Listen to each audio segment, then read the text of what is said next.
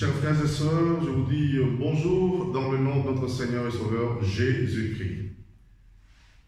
C'est avec beaucoup de joie que je vous retrouve cette fois-ci encore dans cette séance pour pouvoir parler au cœur de ceux qui, par le concours des circonstances des choses, ont pu malheureusement refroidir dans leur foi et que le Seigneur aimerait bien, à travers son esprit, à travers sa parole, les ranimer et leur redonner vie au nom de Jésus-Christ.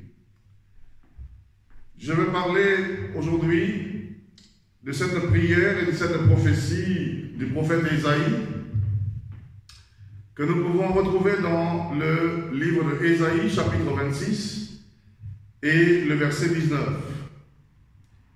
Il dit que tes morts revivent, que mes cadavres se relèvent.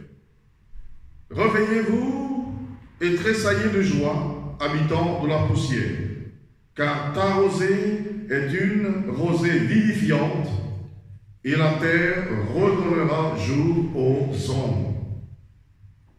Ces paroles puissantes, ces paroles profondes furent prononcées par le prophète Ésaïe quand il prophétisa sur le peuple d'Israël, mais en même temps, c'était une prophétie mélangée à de la prière pour les temps troubles, pour les temps d'éloignement, les temps d'apostasie, les temps où le peuple de Dieu s'est éloigné de Dieu et vivait une sorte de mort spirituelle. À l'instar de ce qui s'est passé dans Ézéchiel chapitre 37, où Dieu a dit au prophète Ézéchiel de prophétiser sur les ossements desséchés afin qu'ils revivent, parce qu'il trouve en cela que c'était une grande armée pour lui qui était malheureusement dans la vallée des ossements, c'est-à-dire inutile, il ne servait plus et ne pouvait rien faire qui accompagne les desseins de Dieu. Et de même que Dieu fit comprendre au prophète Ézéchiel que les morts, les ossements pouvaient revivre, parce qu'il est le Dieu qui peut raviver les choses et qui peut réveiller les morts, et que par obéissance à sa parole, le prophète Ézéchiel prophétisa et vit que les ossements se rapprochèrent, furent couverts par la chair de la peau, et ensuite que l'Esprit de Dieu descendit sur eux, et ils se tinrent debout comme une armée nombreuse. Le prophète Ésaïe également, en parlant de son peuple, en prophétisant sur le peuple et en priant sur le peuple, il dit à Dieu que tes morts revivent, parce qu'il croyait à la résurrection, il croyait que l'Israël qui était mort spirituellement pouvait revivre par l'Esprit de Dieu, revivre à la parole de Dieu. Ceci est ma prière à moi aujourd'hui, en cette séance-là. Il y a quelques jours, je priais et le Seigneur m'a dit de me souvenir ou de nous souvenir de ceux qui sont morts spirituellement ou de ceux qui sont faibles spirituellement. Car la parole déclare, elle dit, vous qui êtes forts, c'est votre devoir de soutenir ceux qui sont faibles. Et vous voyez, frères, ce que je dis est à un moment très bien nommé. Nous vivons un temps où depuis quelques mois, à cause de la pandémie, à cause de la crise sanitaire que connaît le monde, malgré qu'il y avait déjà des rétrogrades, parce que la parole que j'annonce aujourd'hui, les morts que j'appelle ici à la vie, sont les chrétiens rétrogrades, ceux qui ont refroidi, ceux qui ont perdu la voie, ceux qui ont abandonné le chemin pour une raison ou une autre, mais tout cela viendrait de Satan qui voudrait les éloigner de la grâce et de les éloigner de l'héritage du salut en Jésus-Christ. Et c'est pour cela que je me tiens ici pour parler à leur cœur et à leur esprit, pour qu'au nom de Jésus-Christ, ces morts revivent et regagnent les rangs des soldats de Dieu, des témoins de Jésus-Christ, et qu'ils marchent dans la persévérance de Christ vers l'obtention et de leur salut et vers la gloire céleste. Lorsque nous parlons des rétrogrades, nous parlons des gens qui ont marché avec Dieu un temps, des gens qui ont connu la grâce, qui ont vu les œuvres de Dieu dans leur vie, qui ont rendu des témoignages dans l'Église, au milieu de la société, de ce qu'est Dieu pour eux, mais qui, par la séduction de ce monde, par l'amour de ce monde, par le manque de sobriété, par manque de sanctification de soi-même, pour demeurer dans une communion sainte avec Dieu, se sont retrouvés hors course. Et aujourd'hui, ils sont éloignés des lieux de culte, sont éloignés de la chrétienté et n'ont plus de communion véritable avec Dieu. C'est pour ceux-là que je parle. Parce que Dieu ne les a pas oubliés, Dieu ne les a pas jetés derrière son dos. C'est eux qui ont abandonné la voie. Et Dieu leur lance un appel à revenir à la vie et non à emprunter la voie de la mort. Le prophète Ésaïe avait cette foi que les morts de Dieu peuvent revivre. Voilà pourquoi il dit à Dieu que tes morts revivent. Il dit que tes cadavres qui sont couchés, un cadavre est toujours couché, il dit que tes cadavres se relèvent. Et il s'adresse à ceux qui sont morts, il dit, réveillez-vous et tressaillez de joie, habitants de la poussière. Il dit, car ta rosée, celle-là, cette partie-là est adressée à Dieu, il dit, Dieu, ta rosée est une rosée vivifiante. Et si tu l'envoies, si tu envoies la vie en ceux qui sont morts, il dit, et la terre redonnera jour aux ombres. Ici, les ombres représentent la mort, les temps sombres, tandis que le jour représente la vie et la lumière. Alors, j'aimerais que vous sachiez, avant que le Covid-19 n'arrive, il y avait déjà tellement de rétrogrades dans les églises.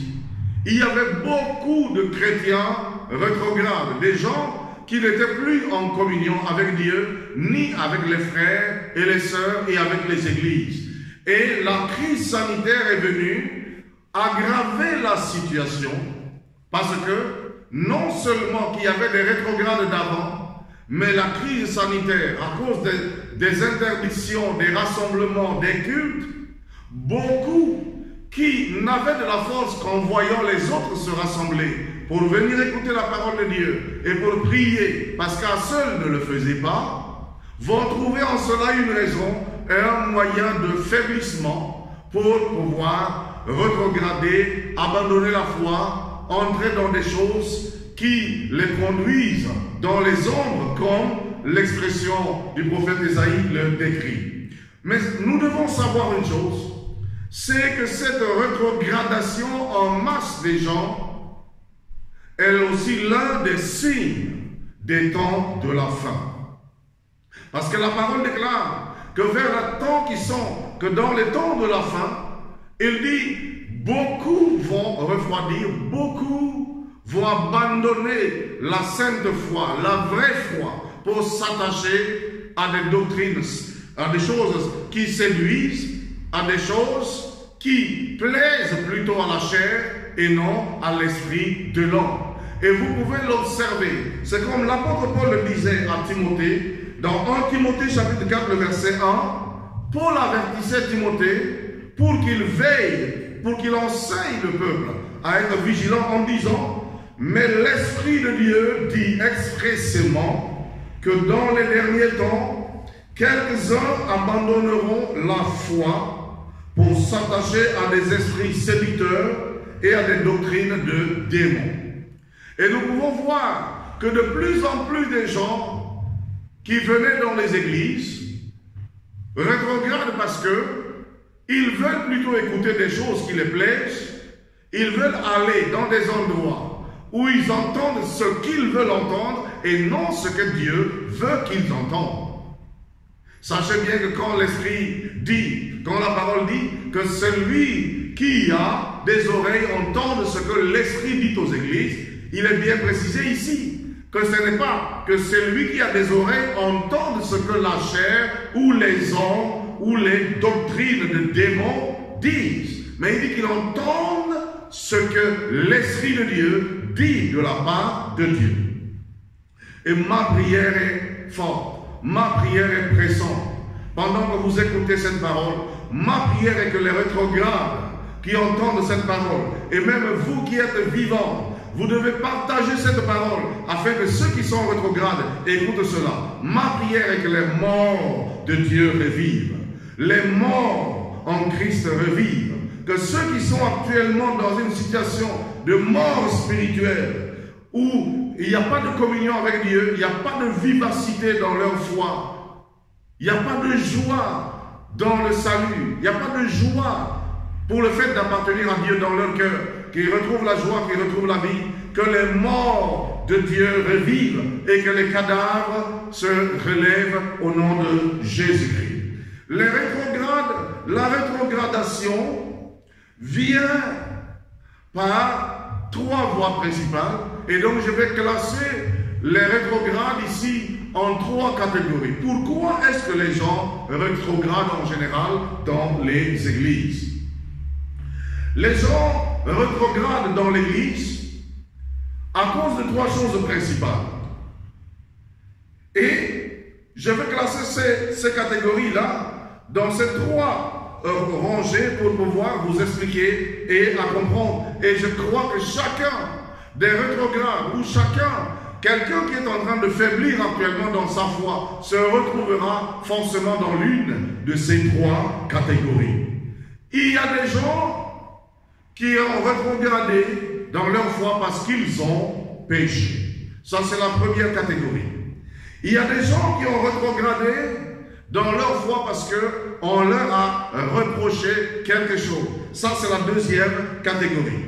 Et la troisième catégorie des rétrogrades qu'on trouve dans nos milieux, ce sont ceux qui ont été plus ou moins déçus par le comportement des soi-disant chrétiens ou des serviteurs de Dieu. Ce sont les 3 grandes catégories de rétrogrades que nous retrouvons en général.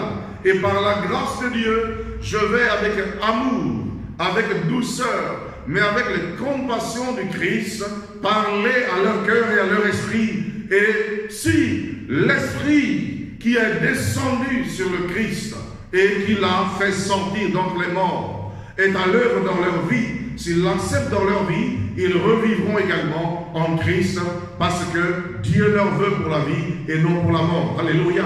Béni soit le Seigneur qui n'a pour nous que des bons desseins, que des desseins heureux parce qu'il nous a donné son salut et il aimerait nous voir toujours vivants.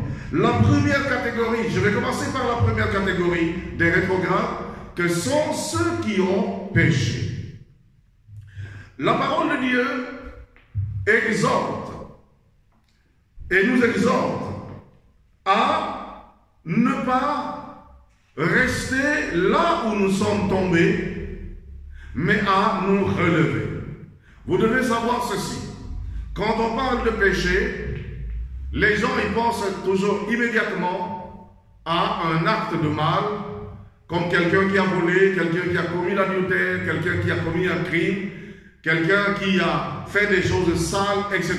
Tout ça, ça s'arrête là, mais on ne repart pas vraiment à l'étymologie, on ne prend pas au pied de la lettre le verbe lui-même de pécher. Pécher va plus loin que simplement voler un temps ou commettre l'adultère un temps ou mentir un temps. Parce que si on ment, après on peut se reprendre. Si on a volé, après on peut arrêter de voler. Mais le terme péché lui-même va dire ici rater le but, c'est-à-dire rater le but que Dieu s'est fixé pour nous. Donc ça veut dire les petits actes que je commets, si je réduis le péché simplement aux petits mauvais actes que je fais, je n'ai pas compris la gravité du péché. Parce que le but, ce n'est pas ces petits actes-là qui me plaisent un temps. Mais le but même du péché, selon le diable, c'est de nous faire rater le but pour lequel Dieu s'est fixé pour nous. Le but que Dieu a fixé pour nous. Et donc, c'est à cause de ce que ces petites choses peuvent conduire à perdre le salut, à un éloignement éternel de Dieu, que Dieu a déclaré dans sa parole que s'il hait le péché, il aime le pécheur parce que son désir est de le sauver, de ne jamais le laisser se perdre éternellement. Alors, dans le livre de Jérémie, Jérémie est un prophète qui a vécu un temps assez angoissant, un temps assez douloureux. Il fut même dépressif face au comportement déréglé de son peuple. Et dans Jérémie chapitre 8, le verset 4, Jérémie s'adressait à son peuple et il disait ceci. Dieu dit à Jérémie de s'adresser à son peuple qui était révoltant, qui était rebelle à Dieu, rebelle à la foi, rebelle aux choses de Dieu et qui était complètement un peuple rétrograde. Dieu dit à Jérémie de dire à son peuple ceci. Il dit, dis-leur, Jérémie chapitre 8, le verset 4, dis-leur, ainsi parle l'Éternel. Est-ce que l'on tombe sans se relever? Où se détourne-t-on sans revenir?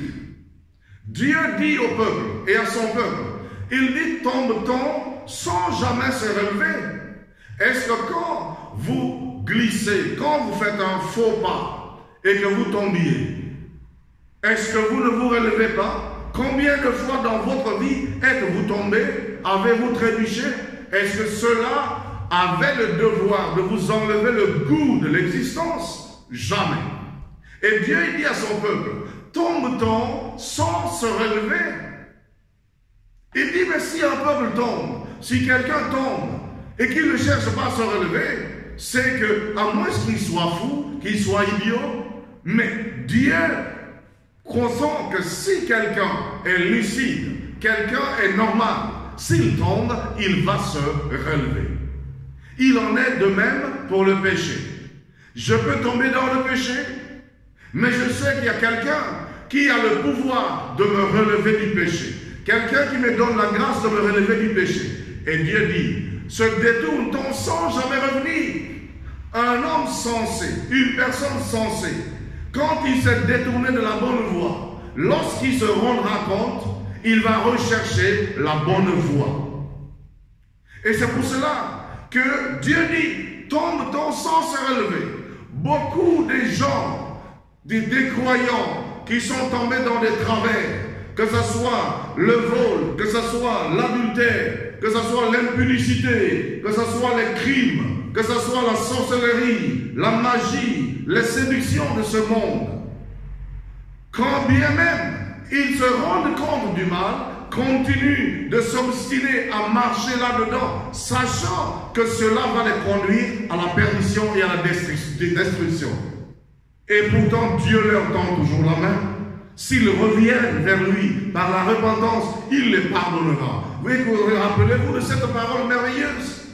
Dans le livre des Psaumes 103, il dit, il est l'Éternel Dieu qui te pardonne de tous tes péchés et qui te guérit de toutes tes maladies. Et dans le livre de 1 Jean également, il est dit, si nous sommes conscients de revenir vers lui et de confesser nos péchés, il est juste et fidèle pour nous les pardonner. Dans la Bible, il y a eu des cas. Le problème que nous vivons aujourd'hui est que l'Église est devenue, comment dirais-je, la marche chrétienne ressemble beaucoup plus à une mode qu'à une vie engagée vis-à-vis de Dieu dans sa crainte. On cherche donc plutôt à être comme un sépulcre blanchi, mais dont à l'intérieur, il y a des ossements, il n'y a que des squelettes. En sorte que tout ce qu'on veut dégager dans les églises ou dans les milieux chrétiens, C'est l'apparence d'être quelqu'un qui semble suivre Dieu, d'être quelqu'un qui semble marcher avec Dieu, et on ne voudrait jamais, plus jamais, qu'une chose, qu'une circonstance ou qu'une révélation ne vienne écorcher ce que nous sommes. Ce n'est pas aux hommes que nous devons chercher à plaire, mais c'est à Dieu, qui lui voit directement dans nos cœurs. Alors, lorsque quelqu'un pêche, au lieu de revenir par obéissance auprès des serviteurs de Dieu, se repentir et reprendre sa communion avec Dieu, il préfère s'éloigner, croyant se cacher ainsi. Mais l'homme ne se cache pas aux yeux de Dieu, parce que Dieu sait tout, il voit tout. Et tant, rappelez-vous, dans le psaume 32, le roi David disait, tant que je n'ai pas confessé mon mal, il dit, mes os se consumaient au-dedans de moi. Et j'ai décidé, j'ai dit, j'avouerai mon péché à Dieu. Alléluia. Je bénis le Seigneur pour des hommes et des femmes, tels le roi David, qui sont capables de reconnaître un mal qui les détruit, de s'en débarrasser par la repentance et de reprendre une vie normale, harmonisée et vivifiante par leur relation authentique avec le Seigneur. Et si j'ai choisi de parler de David dans la catégorie de ceux qui ont péché, ce n'est pas anodin, c'est parce que David n'était pas seulement un croyant, n'était pas seulement un individu, un personnage lambda, mais il était en même temps une grande personnalité dans son état. Vous savez, bien mes frères et sœurs, l'Église est l'endroit où est censé être l'enseignement. Et l'enseignement apporte la lumière. L'enseignement apporte la sagesse. L'enseignement apporte le savoir. L'enseignement apporte la connaissance aux hommes. On pourrait dire que ceux qui viennent à l'église, qui sont enseignés de Dieu, devaient être tellement éclairés qu'à leur tour, leur vie à eux-mêmes devient un enseignement pour le monde. Mais je vais vous dire une chose qui va vous étonner. L'homme n'accepte pas souvent qu'on découvre ses erreurs, qu'on parle de ses erreurs. Et ceci ne concerne pas seulement les inconvertis, mais même ceux qui sont dans la maison de Dieu n'aiment pas également cela. Ils pensent que lorsque mon défaut est découvert, c'est une faiblesse, c'est une bassesse, cela va me rabaisser. Et donc il faut que je fasse tout pour couvrir mon défaut et rester là dessus. Mais celui qui cache ses transgressions n'obtient jamais la miséricorde. Comme le proverbe 28 et verset 13 le dit. Mais au contraire, celui qui avoue ses transgressions pour les délaisser obtient miséricorde et reçoit la liberté. Que les enfants de Dieu comprennent cela. Que les rétrogrades qui sont en train de s'éloigner de Dieu comprennent cela. Le roi David, dans le psaume chapitre 51, après avoir commis l'adultère avec Bathsheba, va parler de cette confession-là ici. Il va dire à Dieu, il dit, mon péché est constamment devant moi. Et toi, Dieu, tu le sais. Et moi seul, j'en suis responsable. Mais je te demande, Dieu, de détourner tes regards de mon péché, de me pardonner. Et si vous faites la lecture, c'est Psaume 51, du verset 1 jusqu'à 14. Et David va dire, il dit, ne me retire pas ton esprit. Et c'est ce que les rétrogrades doivent savoir. Lorsqu'on est éloigné de Dieu, on n'a plus l'esprit de Dieu. Lorsqu'on n'est plus en communion avec Dieu, on n'a plus l'esprit de Dieu. Et c'est ça la mort spirituelle. Parce que seul l'esprit de Dieu nous apporte sa vie. David a péché. Mais il connaît ce que représente l'esprit de Dieu en lui et sa communion avec Dieu. Alors il dit à Dieu, mon péché il est là constamment. Ça ne sert plus rien de le cacher. Mais pardonne-moi, détourne tes regards, ne me traite pas selon la grandeur ou la gravité de mon péché.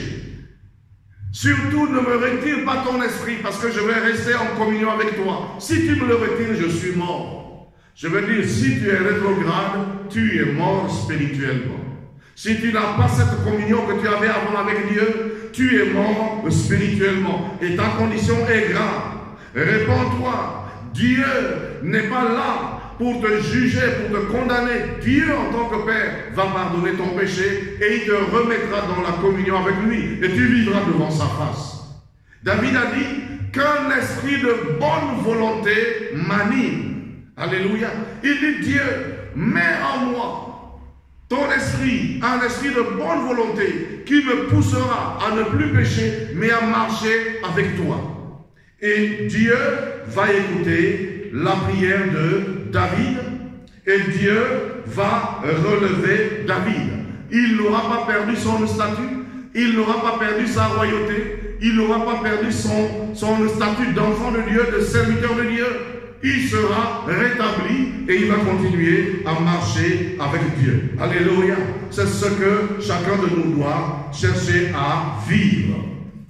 La parole de Dieu nous dit encore une autre fois que David, un jour, avait fait le dénombrement du peuple de Dieu, alors que Dieu défendait qu'on fasse ce dénombrement-là. Et lorsqu'il s'est obstiné à faire cela, Dieu était venu vers David et il a reproché à David ce qu'il a fait. Mais j'aimerais d'abord conclure cette première partie de ceux qui ont péché. Bien-aimés frères, le péché est comme une saleté.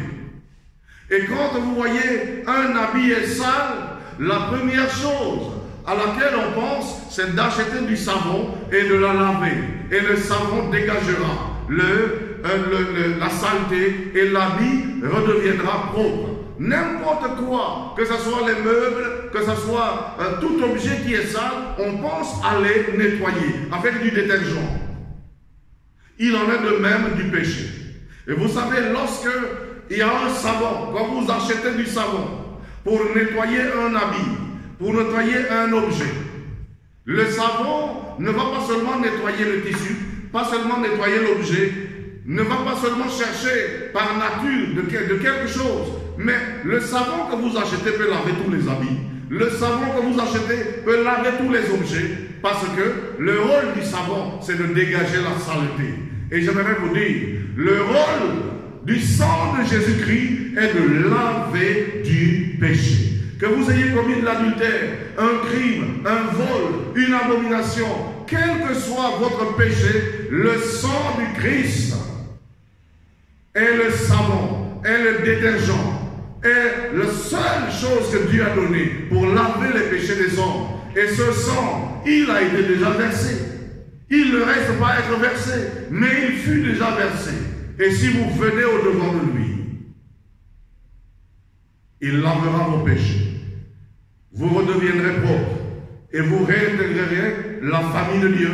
Vous marcherez en toute liberté, dans la joie, dans l'épanouissement, et personne ne prendra votre place. Dieu ne veut pas que vous perdiez votre place. Donc, vous ne pouvez pas que quelqu'un s'éloigne de Dieu parce qu'il a péché, que quelqu'un s'éloigne de Dieu parce qu'il est tombé dans un mal. C'est plutôt un tort, parce que ta fuite ne va pas laver tes péchés. Ton éloignement ne va pas laver tes péchés. C'est la présence de Dieu, c'est le sang de Jésus-Christ, c'est la parole de Dieu qui te sanctifiera, qui te purifiera et te rétablira dans la communion. Quels que soient tes péchés, reviens à ton Dieu. Il est prêt à te pardonner. Si tu confesses ton péché, et tu rentreras dans la communion avec les frères et les sœurs. La deuxième catégorie de personnes est ceux à qui on a reproché quelque chose, celles à qui on a reproché quelque chose. Et je le reprends. Que ce soit des croyants ou ce soit des inconvertis, l'homme dans son orgueil n'accepte jamais qu'on lui parle de ses erreurs. Mais j'aimerais vous dire, frères et sœurs, le but de Dieu, quand Jésus est venu sur cette terre, il savait déjà que nous sommes sales, que nous sommes tordus, que nous ne sommes pas droits. Et il est venu avec sa parole pour nous laver, pour nous nettoyer, pour nous sanctifier, pour nous rendre droits, afin que nous marchions dans la droiture que produit la vérité. Dans les églises, on a du mal à parler aux gens. Parce que les gens veulent vivre mal, mais rester tels qu'ils sont. Ils ne veulent pas qu'on les reproche. Ils ne veulent pas qu'on les parle. Mais la parole de Dieu est formelle. Je vois que l'apôtre Paul parlait aux gens et il disait ceci. Il dit, si le châtiment auquel tous les enfants de la maison, tous les fils ou filles de la maison ont part comme correction, si vous n'y avez pas part, ça veut dire que vous n'êtes pas enfant de la famille, mais vous êtes un bâtard, vous êtes quelqu'un qui n'est pas de la famille. Et donc, si Dieu dit qu'il châtie ceux qu'il aime, Dieu châtie par la parole souvent, en général. Et lorsqu'on s'entête à ne pas recevoir le châtiment de la parole, qu'après d'autres formes de châtiment vont venir. Et alors, lorsqu'on parle aux gens dans les églises, on les reproche enfin pour leur bien. Regardez ce que David dit dans le livre de Psaume, chapitre 14, chapitre 141 et le verset 5. Il y a des paroles de connaissance, il y a des paroles de sagesse, il y a des paroles profondes. Nous avons tout en tant qu'enfants de Dieu. Je ne saurais jamais bénir, assez bénir le nom de l'Éternel pour m'avoir fait connaître son nom, le Christ, avoir fait connaître sa parole, l'évangile, ses lois, et pour avoir connu sa lumière, pour connaître les choses que je sais aujourd'hui et qui me font vivre, mais une vie abondante. La maison de Dieu est la maison de la sagesse, la maison de la connaissance, la maison de grâce. David dit ici que le juste me frappe, c'est-à-dire qu'il me corrige, qu'il me reproche, qu'il me réprimande, voire m'admonester. Il dit qu'il me châtie, que le juste me frappe, c'est une faveur pour moi. Qu'il me châtie, c'est de l'huile versée sur ma tête. Ma tête ne se détournera pas d'une telle correction. Alléluia. Mais il dit, mais de nouveau, ma prière se lèvera contre la méchanceté. David dit, lorsque le juste me reproche, c'est une faveur. Et Dieu est le juste. Ceux qu'il établit sont des justes parce qu'ils ont été justifiés en Jésus-Christ. Les pasteurs, les anciens qui sont établis dans les églises sont des justes, sont des saints de Dieu, autant que les chrétiens eux-mêmes sont des saints. Mais ne devrions-nous pas entre nous, les saints et les justes, nous corriger mutuellement, nous parler, nous reprocher pour nous maintenir dans la droite voie de Dieu? Et David dit, mais quand je reçois un reproche de la part de Dieu ou d'un homme de Dieu, il dit, mais c'est une faveur pour moi. Il dit, même si on me châtie, c'est comme de l'huile sur ma tête qui vient rafraîchir ma tête. Et c'est ainsi que chaque enfant de Dieu, né de nouveau, craignant de Dieu, devrait accepter les reproches, accepter les conseils, accepter les réprimandes pour marcher devant Dieu. Beaucoup de gens dans les églises, à cause de leur position sociale, à cause de leur position autour des serviteurs de Dieu, à cause de la situation de leur famille ou de ce qu'ils sont, ne veulent jamais recevoir de reproches. Et si on les reprochait, il y a des chrétiens qui disent même à leur pasteur, si vous me reprochez ça, je quitte l'église, comme si eux seuls faisaient l'église. Mais non, un chrétien ne fait pas l'église, une famille ne fait pas l'église. L'église est beaucoup plus grande par rapport à cela. Et Jésus-Christ lui-même un jour, un temps, a dit aux disciples qui trouvaient que sa parole était trop dure et qui s'en allaient, il va dire aux apôtres, et vous, pourquoi ne faites-vous pas de même comme eux? Pourquoi ne partez-vous pas? Et Pierre va dire au Seigneur, à qui d'autre irions-nous, Seigneur?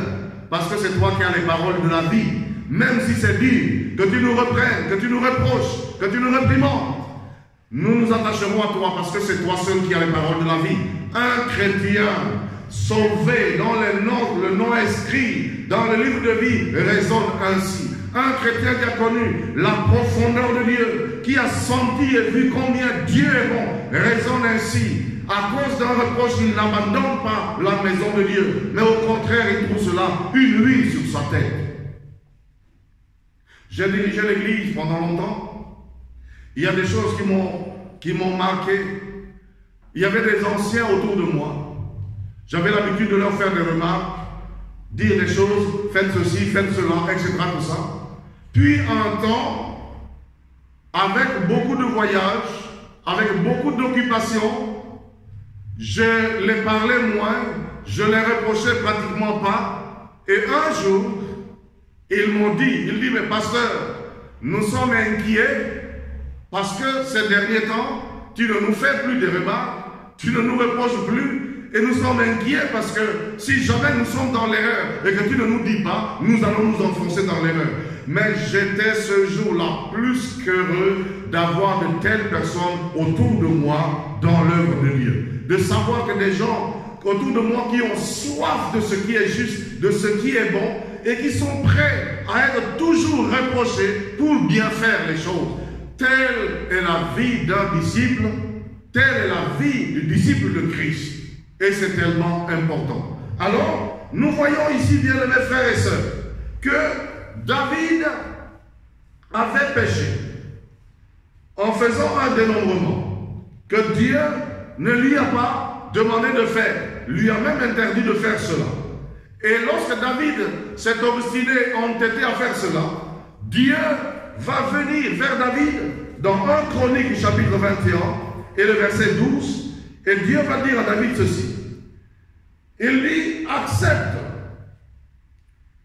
ce que je vais te proposer comme châtiment pour te corriger dans ton entêtement.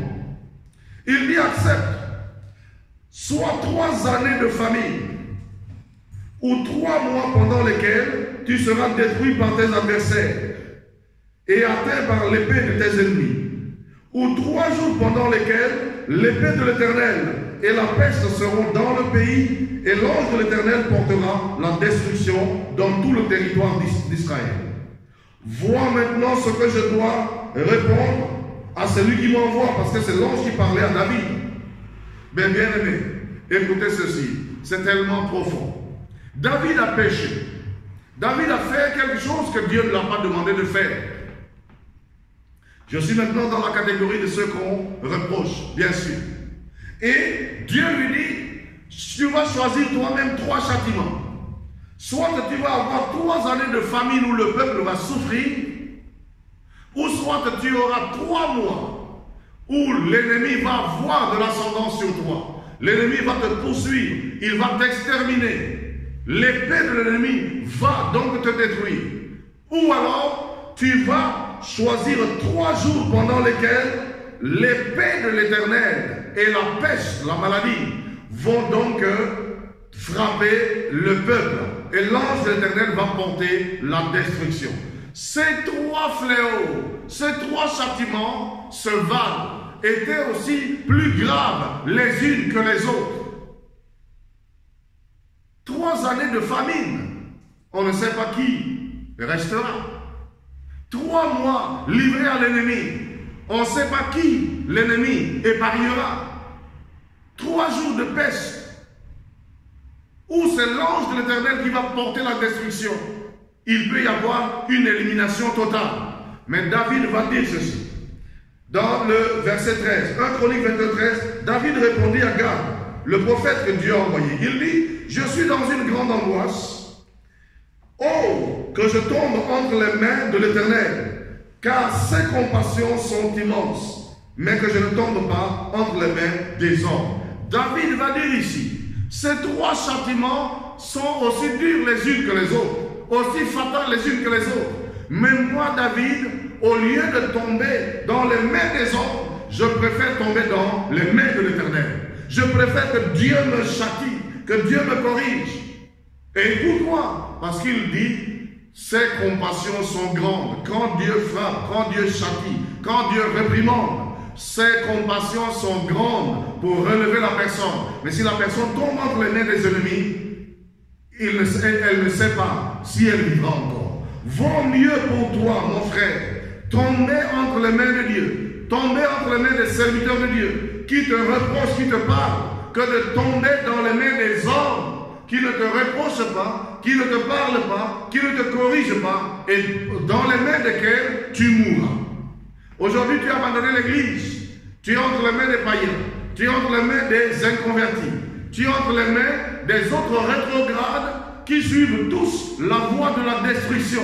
Tu tomberas dans le trou avec eux. Mais si tu tombes dans les bras de Dieu, alors ça veut dire que tu acceptes les reproches pour te relever, pour te redresser et continuer ta vie avec Dieu.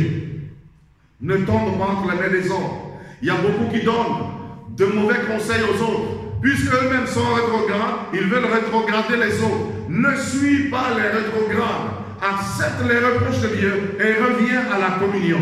Et tu vivras. Alléluia. Et tu vivras.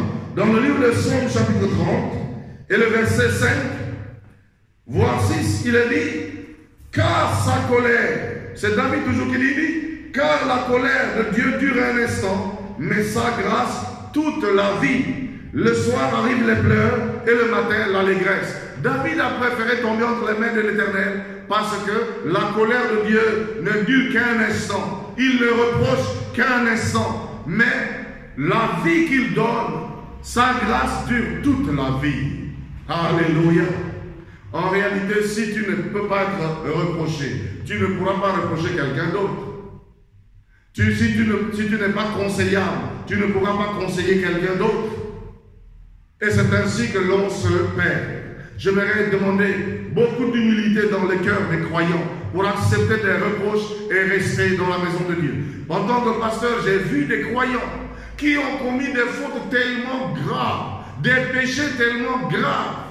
Et quand on les parle, ils n'ont pas l'humilité de descendre devant Dieu, de se repentir, mais ils sont arrogants et ils menacent plutôt les serviteurs de Dieu, ils menacent de quitter l'église. Mais bien aimé, si les serviteurs de Dieu ne peuvent pas te reprocher, qui te reprochera?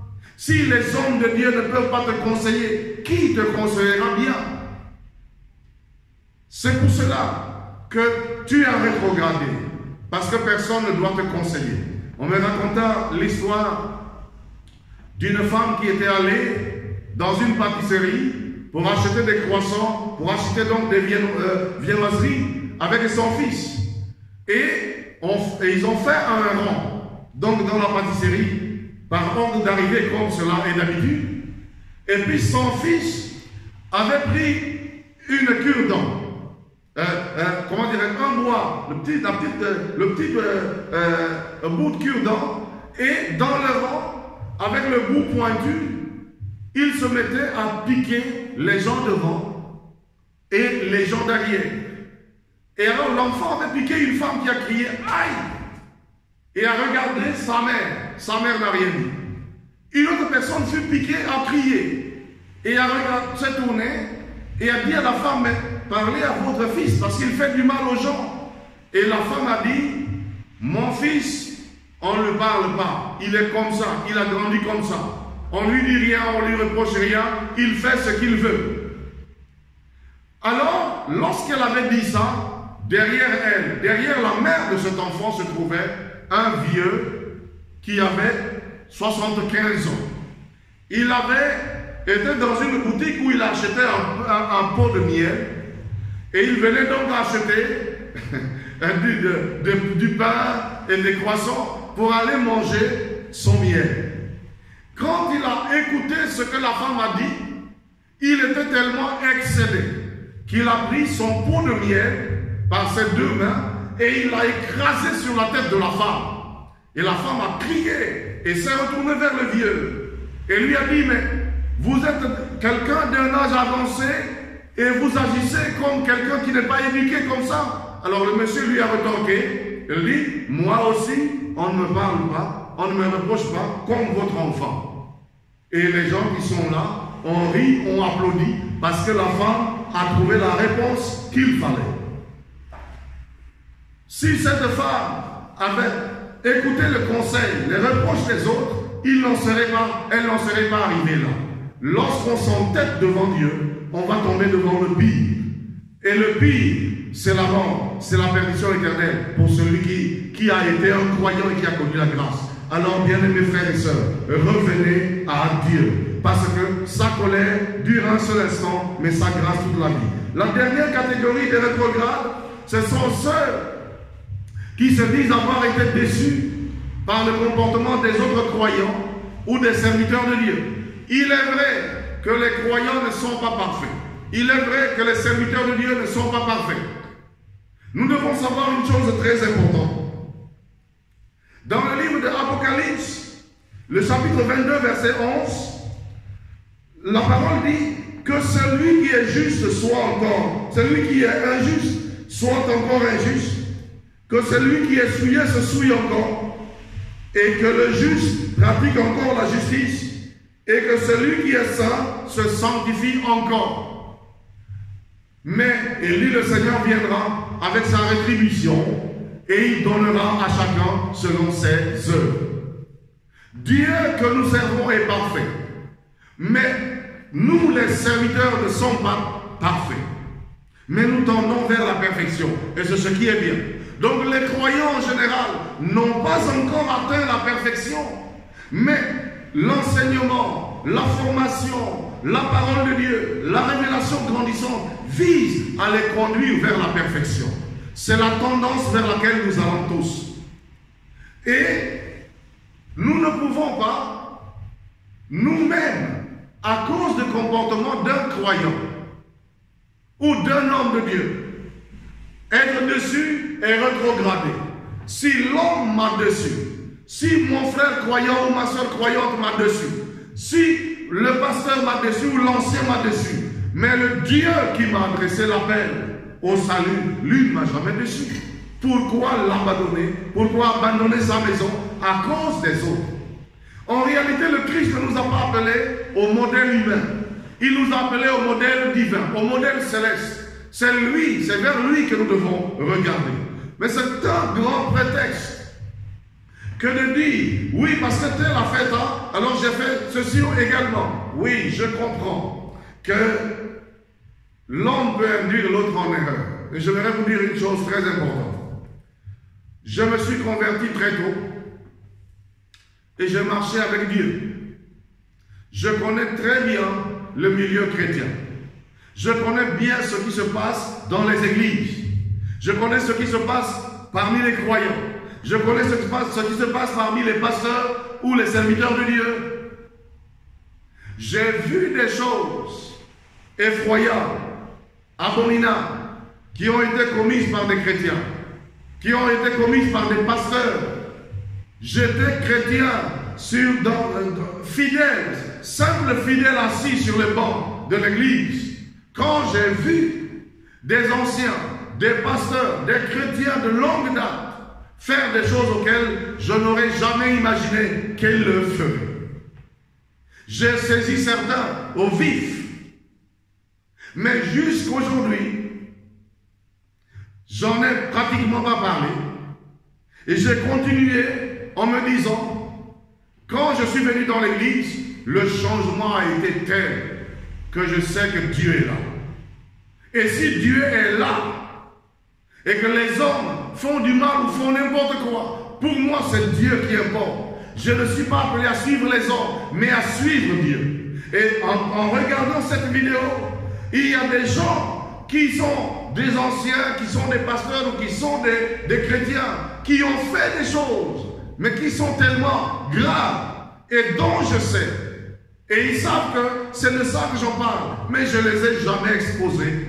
Je les ai plutôt encouragés et ils savent que c'est ça, la vie avec Dieu. Et cela montre la maturité. Ceci montre qu'on n'a pas rencontré les hommes, mais qu'on a rencontré Jésus-Christ personnellement. Qu'on n'a pas rencontré les anciens ou les pasteurs seulement, mais qu'on a rencontré dans sa vie le Seigneur Jésus lui-même. Alléluia. Et c'est pour cela qu'on continue de le servir.